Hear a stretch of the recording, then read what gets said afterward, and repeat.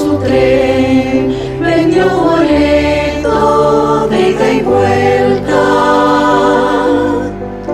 Son aquellas pequeñas cosas que festejó un tiempo de rosas en un rincón, en un papel o en un cajón.